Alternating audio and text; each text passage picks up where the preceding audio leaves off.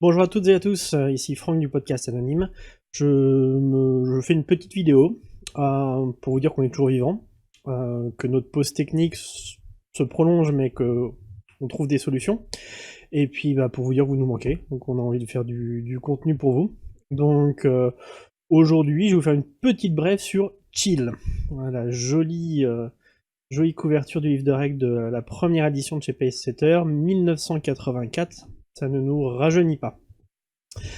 Chill, c'est un jeu qui est sorti dans une boîte et qui, ça vous rappellera des choses, avait un système de jeu à base de pourcentage et permet d'envoyer des investigateurs lutter contre des créatures paranormales et horrifiques aux quatre coins du monde. Un peu comme l'appel de Cthulhu.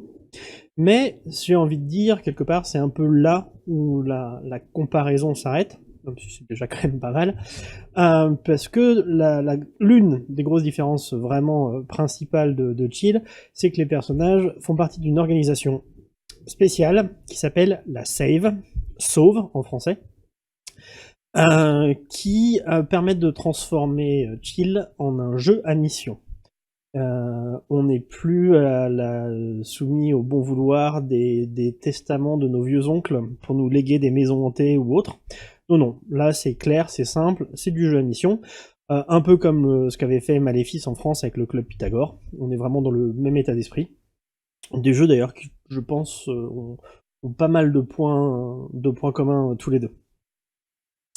Alors, donc ça c'est la première grosse différence. La deuxième, c'est que le jeu, avec un système quand même de base assez identique, le jeu Chill est un peu plus pulp, un peu plus action. On sait très bien qu'un personnage de Cthulhu, c'est un personnage Kleenex.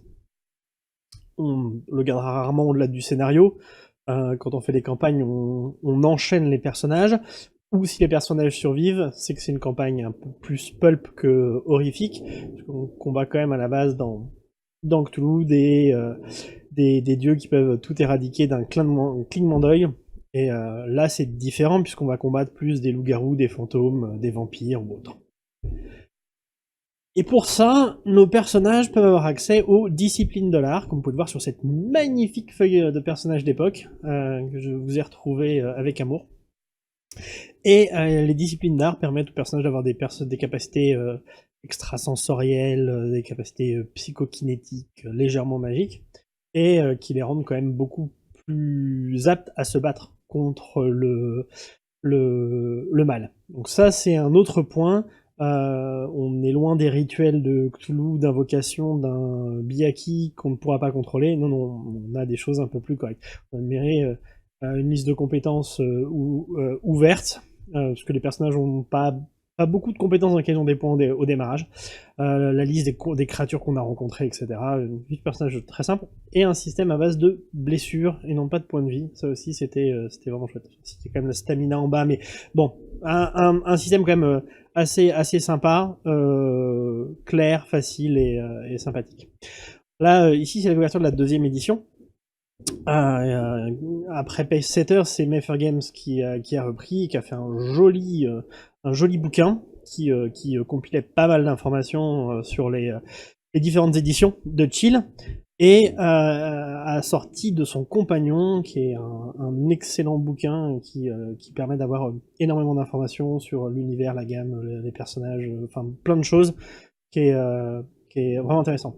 On vous fera, je pense, quand même un focus beaucoup plus gros sur Chill, sur les éditions, sur le système de jeu, un peu plus tard. Là, c'est plus comme ça. Enfin, je dis comme ça. Ça, c'est une image tirée de la 3e édition, qui est assez récente en version originale, et qui est en cours de financement participatif pour une traduction en VF, actuellement. Donc voilà, le jeu est d'actualité, Chill est toujours d'actualité, et on se dit que ce serait donc effectivement pour ça sympa d'en parler au passage. Voilà, mon petit tour d'horizon rapide de ce jeu et de cette gamme. Si, je vais peut-être vous parler d'un petit truc, parce que parle de jeux de rôle, mais après tout, on n'est pas monomaniaque, on ne fait pas que du jeu de rôle dans la vie. Il y a aussi, par exemple, les séries télé qui sont intéressantes. Et j'aimerais vous conseiller, je mettrai des liens en bas dans la vidéo pour plus d'informations. Si vous arrivez à la trouver, c'est pas forcément facile parce que c'est vieux. Il y a une très vieille série des années 70 qui s'appelle The Night Stalker, où un journaliste nommé Carl Kolchak, un journaliste de Chicago, enquête sur des phénomènes dont personne ne veut s'occuper, des choses paranormales, et est confronté à pas mal de créatures de la nuit à différents moments. C'est une série qui est vraiment intéressante dans l'ambiance de cet investigateur qui est humain et qui lutte contre des choses inhumaines.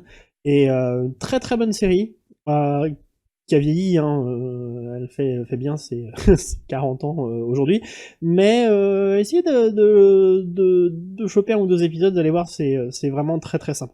Voilà. Bah écoutez, sur ce, je pense que j'ai fait le tour de ce que j'avais à vous dire sur Chill. En attendant, bonne lecture, bon jeu, et je l'espère à très bientôt.